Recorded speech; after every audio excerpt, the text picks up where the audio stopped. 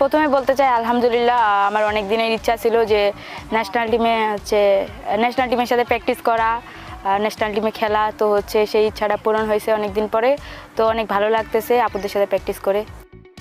কথাগুলো বলছিলেন আলপি আক্তার, অনূর্ধ্ব ১৯ টিম থেকে যিনি এক লাফে জায়গা করে নিয়েছেন জাতীয় দলে, তাও আবার নারী এশিয়ান কাপের মূল স্কোয়াডে। গেল মাসে পোকরায় সাফ অনূর্ধ্ব ১৯ নারী চ্যাম্পিয়নশিপে বাংলাদেশ চ্যাম্পিয়ন হতে না পারলেও তাদের সেরা অর্জন ছিল এই আলপি আক্তার। ৪ ম্যাচে ৭ গোল করে হয়েছিলেন সর্বোচ্চ গোলদাতা আর টুর্নামেন্ট সেরা। আলপির এই ফর্ম সদ্য শেষ হওয়া নারী ফুটবল লিগেও অব্যাহত ছিল। রাজশাহী স্টার্সের জার্সিতে ৮ ম্যাচে ৪ হ্যাট্রিক সহ করেছেন সর্বোচ্চ ২৫ গোল। সব মিলিয়ে ফর্মের পিকে থেকে নারী এশিয়ান কাপের দলে পঞ্চগড়ের এই বিস্ময় বালিকা।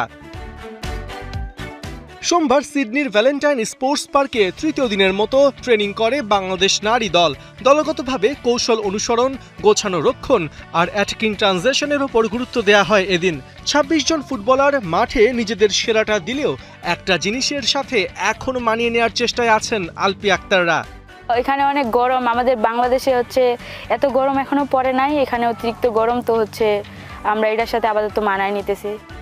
ভ্যালেন্টাইন স্পোর্টস পার্কে এদিন অ্যাক্টিভ ছিলেন দলের strength and conditioning coach Cameron Nicholas Lord. তার অধীনে স্ট্রেচিং থেকে ফিটনেস ড্রিলগুলো সারেন ঋতুপর্ণা মনিকারা। প্রথমবারের মতো এশিয়ান কাপের মঞ্চে খেলতে যাওয়া বাংলাদেশ নারী দলের প্রস্তুতি পর্বটা স্বস্তিদায়ক হয়েছে সবকিছু হাতের নাগালে থাকায়। এক জায়গায় হোটেল, মাঠ, জিম থাকায় ভ্রমণজনিত কোনো সমস্যায় পড়তে হচ্ছে না বাংলাদেশ দলকে।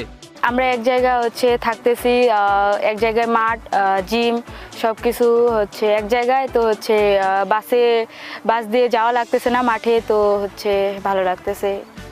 সব মিলিয়ে সিডনিতে সময় ভালো কাটছে বাঘিনীদের। টিম কম্বিনেশন পারফেক্ট, এখন মাঠে পারফরম্যান্সটাও পারফেক্ট হবার অপেক্ষা।